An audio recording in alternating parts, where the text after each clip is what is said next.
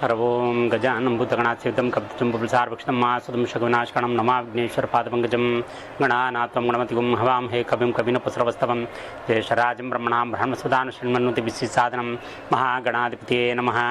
गुरवे सर्वलोकानां विषयवरोगिणां निधि सर्वविद्यानां दक्षिणामूर्ते नमः। वागर्धावि सम्पृक्तो वागर्धो प्रतिपत्तये जगतो पितरौ वन्दे पार्वती परमेश्वरम्। ओं श्री शंभुलिंगेश्वर देवताभ्यो नमः। పరమేశ్వర స్వరూపమైనటువంటి సభకు నమస్కారం చేస్తూ, ఈ కలియుగంలో మనకి చాలా వరకు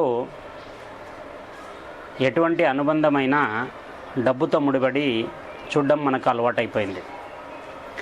చాలామంది ప్రకారం ఐశ్వర్యం అంటే కేవలం డబ్బు మాత్రమే అని ఒక భావనలో బ్రతుకుతూ ఉన్నారు.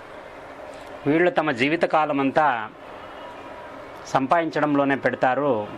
చివరి జీవితం యొక్క అంతమాంకంలో వాళ్ళకి నిజమైన నిజం తెలుస్తుంది. డబ్బు మాత్రమే కాదు, ఇంకా చాలా విషయాలు ఉన్నాయని. అప్పటికే కాలం కాస్త గడిచిపోయి ఉంటుంది. అప్పుడు వాళ్ళు చేయగలిగింది కూడా ఏమీ ఉండదు. దీనివల్ల మనం చర్చించుకోవాల్సిన విషయం ఏంటంటే,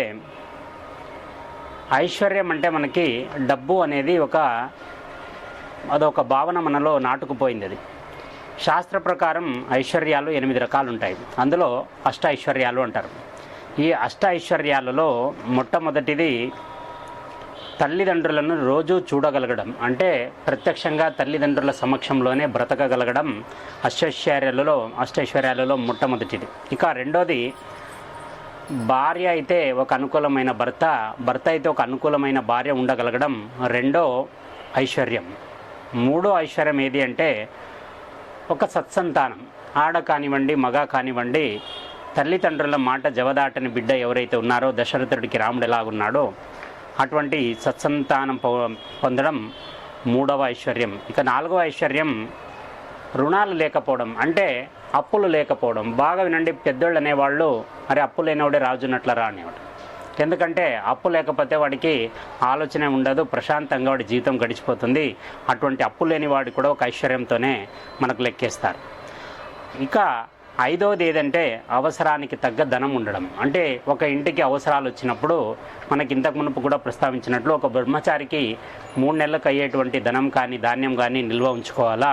ఒక సంసారస్తుడు గృహస్థుడైతే తన భార్య పిల్లల్ని పోషించుకోవడానికి సుమారు 3 సంవత్సరాలకు అయ్యే ధాన్యాలు కానీ ధనం కానీ ఉంచుకోవాలని భీష్ముడు ఒక సందర్భంలో చెప్తాడు.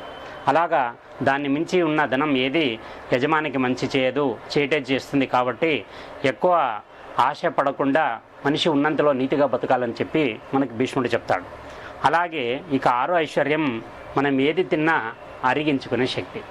ఇది చాలామందికి విడ్డూరంగా అనిపిస్తుంది. ఇది ఎక్కడ ఐశ్వర్యం రా బాబు అని. మీరు బాగా చూడండి, కొందరు కోటీశ్వరులు ఉన్నారు. వాళ్ళ ఆరోగ్యాలు ఎలా ఉన్నాయంటే, వాళ్ళకి ఏదైనా ఒక మంచి ఫంక్షన్కి పోయి కంటిన్యూగా పొద్దునుంచి రాత్రి వరకు వాళ్ళు పెట్టే తిండినంత తినేస్తే రాత్రికి టపా కట్టేస్తారు. అటువంటి ఆరోగ్యాలతో ఉన్నారు.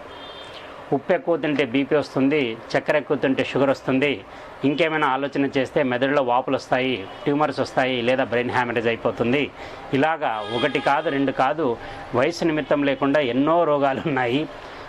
అటువంటి సిచ్యువేషన్లో, అటువంటి సందర్భాలలో మనం ఏది తిన్నా అరిగించుకుంటున్నామంటే అంతకు మించిన ఐశ్వర్యం ఇంకొకటి లేదని చెప్పుకోవాలి. దీని గురించి మనకి పాత నటులలో మంచి హాస్య నటుడు, మంచి తాత్వికుడు కూడా అయినటువంటి రేలంగి నరసింహారావు గారు ఎప్పుడు ఒక మాట అనేవాళ్ళు. ఆయన బాగా సంపాదించి సినిమాల్లో స్థిరపడ్డాక ఒక ఇంటర్వ్యూలో ఆయనకు చెప్తూ విలేకరికి ఒక మాట అన్నాడు. నేను వయసులో ఉన్నప్పుడు రాళ్ళు ఇచ్చినా తిని అరిగించుకునే శక్తి ఉండేది. అప్పుడు నాకు తినడానికి మరమరాలు కూడా దొరకలేదు. కానీ ఇప్పుడు నేను పెద్ద నటుడైపోయి తినడానికి వజ్రాలే ఉన్నా నా కంచంలో అరిగిందంటే మరమరాలు కూడా అరగట్లేదు. అందుకే ఏ వయసులో చేయాల్సిందే ఆ వయసులో చేయండి అని ఆయన చాలా సున్నితంగా శుతిమెత్తగా ఇప్పుడుండే యువతను హెచ్చరించినారు. ఎక్కువ సంపాదనలో పడకండి, ఏ వయసులో చేయాల్సిందే ఆ వయసులో చేయాలన్నట్టుగా.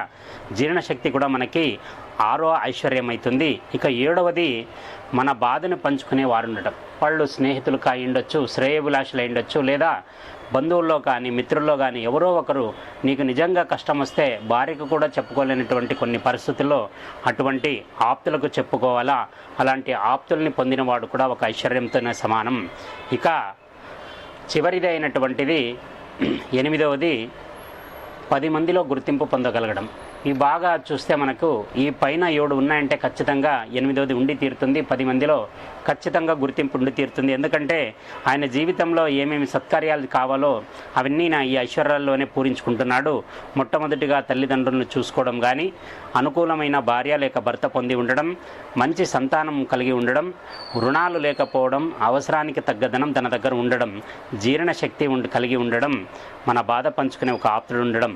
ఈ 7 సమకూరితే ఖచ్చితంగా 8, 10 మందిలో గుర్తింపు ఉండనే ఉంటుంది. అది 8వ ఐశ్వర్యంగా ఉంటుంది. ఇది మనకి ముఖ్యంగా మనం తెలుసుకోవాల్సిన అష్టైశ్వర్యాలు. ఐశ్వర్యం అంటే కేవలం డబ్బు కాదు, కేవలం ఆస్తి కాదు, ఇది ఇన్ని అంశాలతో కూడినటువంటి ఒక ఐశ్వర్యం.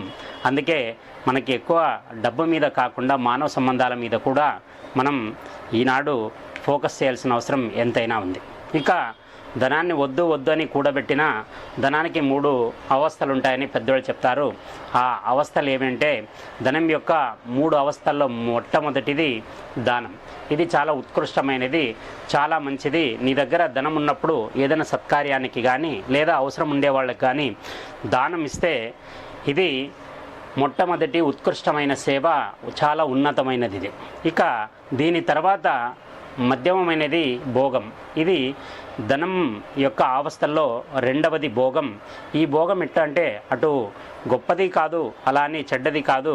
తన అవసరాల కోసం తన ధనాన్ని సంపాదించుకోవడం, దానితో తన కోరికలు తీర్చుకోవడం, అంటే భోగించడం లాంటివి చేయడం, ఇది మధ్యమం. ఫస్ట్ దానం ఉత్తమమైనట్టయితే ఈ భోగం అనేది మధ్యమమైనది. ఇక ఇవి 2 చేయలేదనుకోండి, మనిషి అవతల దానము చేయక ఇల్లు తాను అనుభవించక ఏదైతే దాచిపెడతాడో అది ఖచ్చితంగా నాశమై తీరుతుంది. లేదా ఏ దొంగలకో ఏ దొరలకో అది వశమైపోతుంది.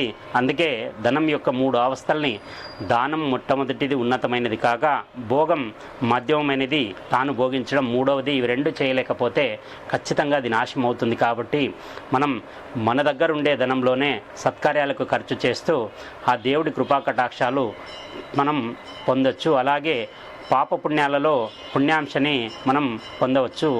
అందుకే వీలైనంత ఎవరైనా అవసరంలో ఉండే వాళ్ళకి మన చేతనైనంత సాయం మనం చేయడంలో ఎంతో కొంత మనకి పుణ్యము ఉంది, పురుషార్థము దాగి ఉంటుంది. కాబట్టి ఈ ధనాన్ని కూడా మనం మంచి కార్యాలకి వాడాలి.